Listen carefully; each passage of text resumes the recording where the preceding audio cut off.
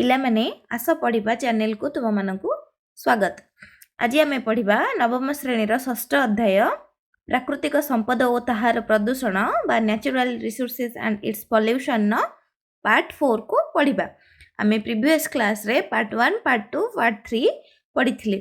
आज गोटे interesting chapter पढ़िबा कौन ना पार्ट 4 रे सबुज कोठरी प्रभाव विषय आज आम पढ़िबा बा ग्रीन हाउस इफेक्ट विषय रे पढ़िबा। तो चलो वीडियोटी को स्टार्ट करिबा। पिले माने सबुज कोठरी प्रभाव को इंग्रजी रे कहा जाए ग्रीन हाउस इफेक्ट। तो देखो आमे जानिचे जे कौन हुए ना आम पृथ्वी पृष्ठ को सूर्यालोक उत्तप्त करिथाय। सूर्यंकर जो किरण थाए बा सूर्यालोक आम भूपृष्ठ को बा पृथ्वी पृष्ठ को उत्तप्त करिथाय। आमे जानिचे वायुरे थिबा ओ समस्त जीव मानक श्वासक्रिया निर्गत अंगारकाम्ल सबुज उद्भिद मानकर कौन आलोक संश्लेषण प्रक्रिया रे व्यवहृत होइथाय। सबुज उद्भिद मानकर कौन आलोक संश्लेषण प्रक्रिया रे व्यवहृत होइथाय।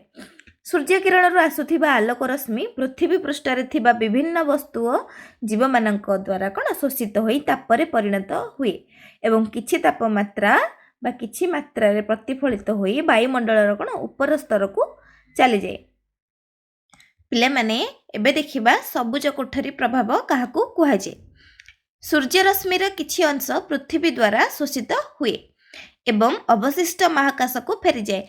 पिले माने सूर्य रश्मिर किछि अंश कोन पृथ्वी द्वारा शोषित होइथाय एवं आउ जतिक बळका रहि जाय थाए सेउडा कोन हुए ना महाकाश को फेरी जाए। फଳରେ वायुमंडल उत्ताप बढ़े। एहाकू सबुज कोठरी प्रभाव बा ग्रीन हाउस इफेक्ट कुहा जाए। कौन है ना सूर्य रश्मिर किछि अंश पृथ्वी द्वारा शोषित हुए एवं अवशिष्ट महाकाश को फेरी जाए। फଳରେ वायुमंडल उत्ताप बढ़ी थाए। एहाकू आमे कोन सबुज कोठरी प्रभाव बा ग्रीन हाउस इफेक्ट बोली कहिले। पिला माने एटा तुमे माने चाहिले स्क्रीनशॉट नै परिबो।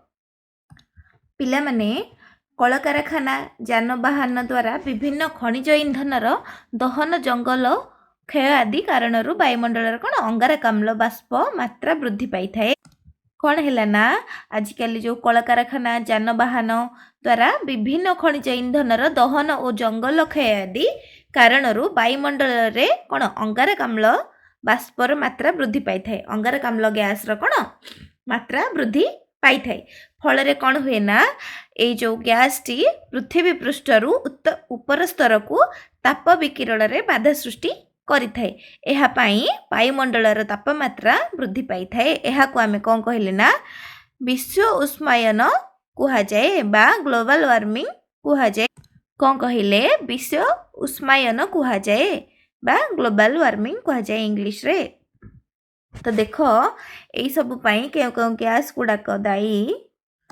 तो पिला माने क्लोरोफ्लोरोकार्बन जोड़ा कौन CFC नाइट्रस ऑक्साइड N2O ओ मिथेन CH4 एगुड़ा को आम कौन ग्रीन हाउस गैस बोली कहूचे।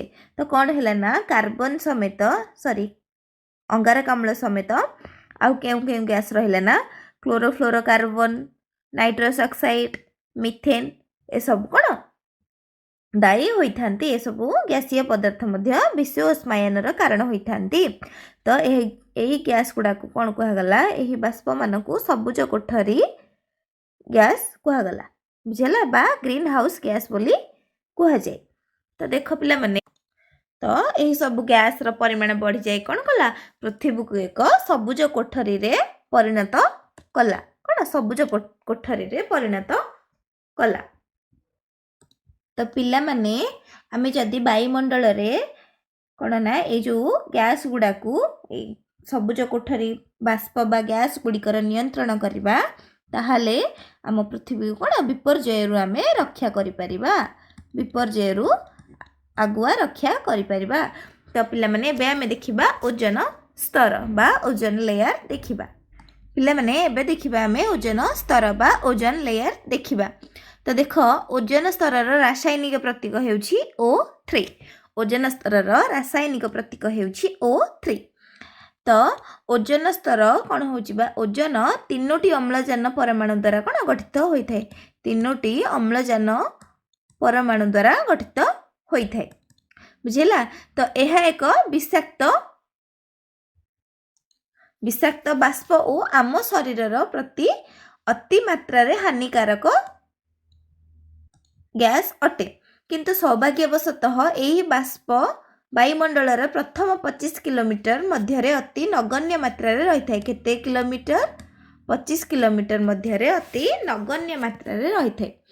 मुख्यतः यही बाष्पर एक निरवच्छिन्नता आस्तर पृथ्वी पृष्ठर 25 रु 50 किलोमीटर मध्य रही पृथ्वी पृष्ठर जीवजगत को घातक यूवी और अन्य शक्तिशाली क्षुद्र तरंग विशिष्ट सौर रश्मि रक्षा करिथाए। केते किलोमीटर रे ना 25 रु 50 किलोमीटर मध्य रही पृथ्वी पृष्ठर जीवजगत को यूवी और अन्य शक्तिशाली क्षुद्र तरंग विशिष्ट सौर रश्मि रक्षा करी थाए। तो पिला माने यूवी कौन देखिबा बे? पिला माने यूवी रो फुल फॉर्म हेउची अल्ट्रा भायोलेट। यूवी रो फुल फॉर्म कोन? Ultra violet. तो कौन हैला यूवी बा शक्तिशाली क्षुद्र तरंग गुड़ाक ना 25 रु 50 किलोमीटर मध्य रही पृथ्वी पृष्ठर जीवजगत को घातक यूवी और अन्य शक्तिशाली क्षुद्र तरंग विशिष्ट सौर रश्मि कौन रक्षा करिथाए। तो पिला माने गोटे जिनस जानी रख, एटा इम्पोर्टेंट जिनसटे बा इम्पोर्टेंट अच्छी तुमर एटा फ्यूचर रे तमे कौन सी एग्जाम दियो तो एटा मने रखी थिबो सेथिपई। तो देख विश्व ओजन दिवस बा अंतरराष्ट्रीय ओजन स्तर संरक्षण दिवस सारा विश्व रे कौन प्रति वर्ष 16 सेप्टेम्बर दिन पालित होइथाय। केबे ना 16 सेप्टेम्बर रे अंतरराष्ट्रीय ओजन स्तर संरक्षण दिवस पालन करे जाए। तो देख एटा केबे आरंभ होइथला? 1994 मसीह रु यह पालित होई आसुची। यह कौन ए जो विश्व ओजन दिवस बा अंतरराष्ट्रीय ओजन स्तर 1994 मसीह रु पालित होई आसुची। तो देख यही दिवसर मूल उद्देश्य है कौन? वायुमंडल को घेरी रही ओजन स्तर संरक्षण करने हेउछि एही दिवसर मूल लक्ष्य बा मूल उद्देश्य अटे। गत किछि दशंधि हेला मेरु अंचल रे ओजन स्तर रंध्र देखा देइछि। कोन ना ओजन होल देखा देइछि। ओजन स्तर रे कोन रंध्र देखा देइछि बा ओजन होल देखा देइछि। वायुमंडल को बहुत विषाक्त और स्पर्शकातर गैस निर्गत हेबा द्वारा एगुड़िक कौन ओजन सहित प्रतिक्रिया करी ओजन स्तर घनता दिवस को बा दिन को दिन कमाइबारे लागिछंती। कौन है ना देख वायुमंडल को बहुत विषाक्त और स्पर्शकातर गैस निर्गत हेबा द्वारा कौन ना एगुड़िक ओजन सहित प्रतिक्रिया करी ओजन स्तर कौन घनता दिन को दिन कमाइबारे लागिछंती। ओजन स्तर कौन घनता दिन को दिन कमाइबारे लागिछंती। नाइट्रोजेन सल्फर ऑक्साइड और अनेक क्लोरीन युक्त गैस ओजन अणु को भांगी अम्लजान अणु गठन करने को सक्षम होइथांती और यह मेरु अंचल रे ओजन रंध्र सृष्टि एबारे मुख्य कारण अटे। क्यों क्यों gas? Nitrogen sulphur oxides chlorine gas कौन है ना ओजन अणु को भांगी अम्लजान अणु गठन करिबारे कौन सक्षम होइथांती। तो पिला माने देखो हमर दिन को दिन कौन होउछि ना दिन को दिन कलकारखाना यही बाष्प गुड़िक अधिक रु अधिक परिमाण रे निर्गत हेबा द्वारा कौन ओजन स्तर प्रति विपद वृद्धि पकाइबारे लागिछि। वर्तमान आमको सचेतन होई एही बाष्प निर्गत करथिबा कारखाना गुड़िकर विकल्प चिंता करिबा दरकार। नहले कौन दिन को दिन ओजन स्तर प्रति कौन विपद आसीबो। तो ये थिला हमर कौन ओजन स्तर बा ओजन लेयर। बुझिला पिला माने? तो पिला माने एबे हम देखिबा शब्द प्रदूषण बा नॉइज पॉल्यूशन। तो पिला माने एबे दिन को दिन कौन हेबार लागिछि ना बहुत नॉइज पॉल्यूशन होउची, शब्द प्रदूषण हमर हेउची। तो प्रदूषण हेउची कौन ना शब्द प्रदूषण। प्रदूषण हेउची एक अनिच्छाकृत असामान्य अप्रीतिकर तथा विरक्तिकर शब्द। तो देख ଏହି ଶବ୍ଦ ବିଭିନ୍ନ ପଦାର୍ଥର କମ୍ପନର ସୃଷ୍ଟି ହୋଇ ମାନବ କର୍ଣ୍ଣ ଦ୍ୱାରା ବିଭିନ୍ନ ମାଧ୍ୟମ ଦେଇ ତରଙ୍ଗ ଆକାରରେ କ'ଣ ଗୃହୀତ ହୁଏ ଏବଂ କ'ଣ ହୁଏ ନା ମସ୍ତିଷ୍କ ଦ୍ୱାରା ଶବ୍ଦ ସଂକେତ ଭାବରେ ବ୍ୟାଖ୍ୟାତ ହୁଏ। କ'ଣ ମସ୍ତିଷ୍କର ଦ୍ୱାରା ଶବ୍ଦ ସଂକେତ ଭାବରେ କ'ଣ ବ୍ୟାଖ୍ୟାୟିତ ହୋଇଥାଏ। ଏଇ ଯେଉଁ ତରଙ୍ଗ ବ୍ୟାଖ୍ୟାୟିତ ହୋଇଥାଏ। ତ ଦେଖ ମନୁଷ୍ୟର ମସ୍ତିଷ୍କ ବିଭିନ୍ନ ପ୍ରକାରର ଶବ୍ଦ ସଂକେତକୁ ପରଖିବାର ସାମର୍ଥ୍ୟ ରଖେ। ଶବ୍ଦକୁ ଡେସିବେଲ ଏକକରେ ମପାଯାଏ। କେଉଁଠାରେ ନା ପିଲାମାନେ ଶବ୍ଦକୁ ଡେସିବେଲ ଏକକରେ ମପାଯାଏ। ଏଟା ସର୍ଟ କ୍ୱେଶ୍ଚିନ୍ରେ ଆସିବ, ମନେ ରଖିଥିବ। ଶବ୍ଦକୁ ଡେସିବେଲ ଏକକରେ କ'ଣ ମପାଯାଇଥାଏ। ମନୁଷ୍ୟର ଶ୍ରବଣ ପରାସ 0ରୁ 130 ଡେସିବେଲ। ତ କ'ଣ ନା ମନୁଷ୍ୟର ଶ୍ରବଣ ପରାସ କେତେ 0ରୁ 130 ଡେସିବେଲ। ତ ଫିକା ଶ୍ରବଣ ଯୋଗ୍ୟ ଶବ୍ଦ 0 ଡେସିବେଲ ହୋଇଥାଏ। ତ ପିଲାମାନେ ଶବ୍ଦର ମାତ୍ରା 0ରୁ 100 ଡେସିବେଲ ହେଲେ କ'ଣ ନା 0ରୁ 100 ଡେସିବେଲ ମଧ୍ୟରେ ହେଲେ ଏହା କ'ଣ ଶ୍ରୁତି ମଧୁର ହୋଇଥାଏ। କିନ୍ତୁ 120 ବା 120ରୁ ଅଧିକ ହେଲେ ଏହା କ'ଣ ଶ୍ରୁତିକଟୁ ହୋଇଥାଏ। ଶ୍ରୁତିକଟୁ ହୋଇଥାଏ। ଯଦି 0ରୁ 100 ଡେସିବେଲ ଭିତରେ ରୁହେ ତାହେଲେ ଶ୍ରୁତି ମଧୁର ହୋଇଥାଏ। ଯଦି 120 କିମ୍ବା 120ରୁ ଅଧିକ ହୁଏ ତାହେଲେ ଏହା କ'ଣ ଶ୍ରୁତିକଟୁ ହୋଇଥାଏ। ଏହା ଶବ୍ଦ ପ୍ରଦୂଷଣ ଭାବେ ଅଭିହିତ। ପିଲାମାନେ ଯଦି 120 ଡେସିବେଲରୁ ଅଧିକ ଶବ୍ଦ ହୁଏ ତାହେଲେ କ'ଣ ହେବ ନା କର୍ଣ୍ଣ ପ୍ରତି କ୍ଷତିକାରକ ହୋଇଥାଏ। କ'ଣ କାନ ପାଇଁ କ୍ଷତିକାରକ ହୋଇଥାଏ। କିନ୍ତୁ 100 ଡେସିବେଲରୁ ଅଧିକ ଶବ୍ଦ ମନୁଷ୍ୟର କର୍ଣ୍ଣ ପ୍ରତିବାଦ କରିବା ଆରମ୍ଭ କରିଥାଏ। କେତେ ଡେସିବେଲରୁ 100 ଡେସିବେଲରୁ। ତ ପିଲାମାନେ ଏବେ ଦେଖିବା ଶବ୍ଦ ପ୍ରଦୂଷଣର ପ୍ରକାର ଭେଦକୁ ଦେଖିବା।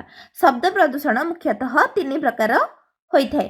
ଯଥା କ'ଣ କ'ଣ ଆମର ନା ଶିଳ୍ପଗତ, ଯାନବାହନଗତ ଆଉ ଗୋଟେ କ'ଣ ଗୋଷ୍ଠୀଗତ ପ୍ରଦୂଷଣ ହୋଇଥାଏ। ଶବ୍ଦ ପ୍ରଦୂଷଣ ହୋଇଥାଏ। ତ ପ୍ରଥମେ ଆମେ ଦେଖିବା ଶିଳ୍ପଗତ ଶବ୍ଦ ପ୍ରଦୂଷଣ। ତ ଦେଖ ପିଲାମାନେ ସ୍ୱଳ୍ପ ସ୍ଥାନରେ ବଡ଼ ବଡ଼ କଳକାରଖାନା ପ୍ରତିଷ୍ଠା ଏହାର କ'ଣ ମୁଖ୍ୟ କାରଣ ଅଟେ। କ'ଣ ସ୍ୱଳ୍ପ ସମୟରେ ବା ସ୍ଥାନରେ ସ୍ୱଳ୍ପ ସ୍ଥାନରେ ବଡ଼ ବଡ଼ କଳକାରଖାନା ପ୍ରତିଷ୍ଠା ଏହାର କ'ଣ ମୁଖ୍ୟ କାରଣ। ସ୍ୱଳ୍ପ ସ୍ଥାନ ଓ ସ୍ୱଳ୍ପ ଅର୍ଥରେ ପ୍ରତିଷ୍ଠା କରାଯାଇଥିବା ଏହି ଶିଳ୍ପାନୁଷ୍ଠାନରେ କାର୍ଯ୍ୟ କରୁଥିବା ଶ୍ରମିକମାନେ ସଦାସର୍ବଦା ଉଚ୍ଚମାନର କ'ଣ କରିଥାନ୍ତି ନା ଶବ୍ଦ ପ୍ରଦୂଷଣର ଶିକାର ହୋଇଥାନ୍ତି। ସେମାନେ କ'ଣ ଶବ୍ଦ ପ୍ରଦୂଷଣର ଶିକାର ହୋଇଥାନ୍ତି। କେଉଁମାନେ ନା ଶ୍ରମିକମାନେ। ତ ଏବେ ଦେଖିବା ଯାନବାହନଗତ ଶବ୍ଦ ପ୍ରଦୂଷଣ। ତ ସହରାଞ୍ଚଳରେ ଟ୍ରକ୍, ବସ୍, ଟ୍ରାକ୍ଟର, କାର୍ ଏବଂ କ'ଣ ଉଡ଼ାଜାହାଜ ଗୁଡ଼ିକ ମୁଖ୍ୟତଃ ଏଭଳି ଶବ୍ଦ ପ୍ରଦୂଷଣ ପାଇଁ ଦାୟୀ ଅଟନ୍ତି। ତ ସେମାନଙ୍କର ଯେଉଁ ଟ୍ରକ୍, ବସ୍, ଟ୍ରାକ୍ଟର, ହର୍ନ କିମ୍ବା ସେମାନଙ୍କର ସାଉଣ୍ଡଟା କ'ଣ ନା ଶବ୍ଦ ପ୍ରଦୂଷଣ କରିଥାଏ, ନଏଜ୍ ପଲ୍ୟୁସନ୍ କରିଥାଏ। ତ ଦେଖ ଏବେ ଦେଖିବା ଗୋଷ୍ଠୀଗତ ଶବ୍ଦ ପ୍ରଦୂଷଣ। ତ ଦେଖ ପିଲାମାନେ ବିଭିନ୍ନ ଉତ୍ସବ, ଅନୁଷ୍ଠାନ, ଯାତ୍ରା, ମେଳା, ସଭା ସମିତି, ରାଜନୈତିକ ଏବଂ ସାମାଜିକ ଉତ୍ସବ ଇତ୍ୟାଦି ଏହାର ମୁଖ୍ୟ କାରଣ ହୋଇଥାଏ। ତ ଦେଖ ପିଲାମାନେ ବିଭିନ୍ନ ପ୍ରକାର ଅନୁଷ୍ଠାନ ବା ଉତ୍ସବ ହେଲେ ବା ଯାତ୍ରା ହେଲେ ଆମେ କ'ଣ ବିଭିନ୍ନ ପ୍ରକାର ଶବ୍ଦ ଯନ୍ତ୍ରର ବ୍ୟବହାର କରୁଛେ। ତ ତା ଦ୍ୱାରା କ'ଣ ହେଉଛି ନା ଆମର ଶବ୍ଦ ପ୍ରଦୂଷଣ ହେଉଛି। ତ ଦେଖ ବିଦ୍ୟାଳୟ, ଲାଇବ୍ରେରୀ, ଡାକ୍ତରଖାନା ଗୁଡ଼ିକର କ'ଣ ନା ଏଗୁଡ଼ିକର ଶିକାର ହୁଅନ୍ତି। କ'ଣ ଛୁଆ ପାଠ ପଢ଼ିବା ପାଇଁ ବି କ'ଣ ଡିଷ୍ଟର୍ବ ହୁଏ ଏବଂ ଡାକ୍ତରଖାନାରେ କ'ଣ ରୋଗୀ ବି ଚିକିତ୍ସା ପାଇଁ କ'ଣ ଡିଷ୍ଟର୍ବ ହୋଇଥାନ୍ତି। ଏସବୁ ପାଇଁ କ'ଣ ଏମାନେ ଶିକାର ହୋଇଥାନ୍ତି ଏ ଶବ୍ଦ ପ୍ରଦୂଷଣ ପାଇଁ। ତ ଦେଖ ପରିବେଶକୁ କୌଣସି ଅବଶେଷ ଛାଡ଼ୁନଥିବାରୁ ଶବ୍ଦ ପ୍ରଦୂଷଣ ଅନ୍ୟାନ୍ୟ ପ୍ରଦୂଷଣ ଗୁଡ଼ିକ ଠାରୁ କ'ଣ ଭିନ୍ନ ହୋଇଥାଏ। କିନ୍ତୁ ଏହା ସ୍ନାୟୁଗତ ଦୁର୍ବଳତା, ମସ୍ତିଷ୍କ ନଷ୍ଟ, ଶ୍ରବଣ ଶକ୍ତି ହ୍ରାସ, କାର୍ଯ୍ୟଦକ୍ଷତା ହ୍ରାସ, ନିଦ୍ରାହୀନତା ଏବଂ ପାକସ୍ଥଳୀ ଅସୁସ୍ଥତା ଆଦି ଇତ୍ୟାଦି ରୋଗ କ'ଣ ସ୍ୱାସ୍ଥ୍ୟ ସମସ୍ୟା ସୃଷ୍ଟି କରିପାରେ। କ'ଣ କ'ଣ ସମସ୍ୟା ସୃଷ୍ଟି କଲା ସ୍ୱାସ୍ଥ୍ୟର? କ'ଣ କ'ଣ ସବୁ ସ୍ୱାସ୍ଥ୍ୟ ସମସ୍ୟା ସୃଷ୍ଟି କଲା ନା ସ୍ନାୟୁଗତ ଦୁର୍ବଳତା, ମସ୍ତିଷ୍କ ନଷ୍ଟ, ଶ୍ରବଣ ଶକ୍ତି ହ୍ରାସ, କାର୍ଯ୍ୟଦକ୍ଷତା ହ୍ରାସ, ନିଦ୍ରାହୀନତା, ପାକସ୍ଥଳୀ ଅସୁସ୍ଥତା, ଏହିସବୁ ରୋଗ ଗୁଡ଼ାକ ସେ ସୃଷ୍ଟି କରିପାରେ। ଏଇ ନଏଜ୍ ପଲ୍ୟୁସନ୍ ହେବା ଦ୍ୱାରା ଏସବୁ ରୋଗ ହୋଇପାରେ। ତ ଏବେ ଦେଖିବା ଆମେ ପିଲାମାନେ ଶବ୍ଦ ପ୍ରଦୂଷଣର ନିୟନ୍ତ୍ରଣ ଆମେ କେମିତି କରିବା ଶବ୍ଦ ପ୍ରଦୂଷଣର ନିୟନ୍ତ୍ରଣ କେମିତି କରିବା। ତ ଦେଖ ଉଦ୍ଭିଦ କ'ଣ ନା ଉଦ୍ଭିଦ ଶକ୍ତିଶାଳୀ ଶବ୍ଦ ତରଙ୍ଗକୁ ଶୋଷଣ କରିପାରୁଥିବାରୁ ବ୍ୟାପକ ବୃକ୍ଷରୋପଣ ଏବଂ ନବୀକରଣ ଦ୍ୱାରା ଏହାର ନିବାରଣ ବା ନିରାକରଣ ସମ୍ଭବ ହୋଇଥାଏ।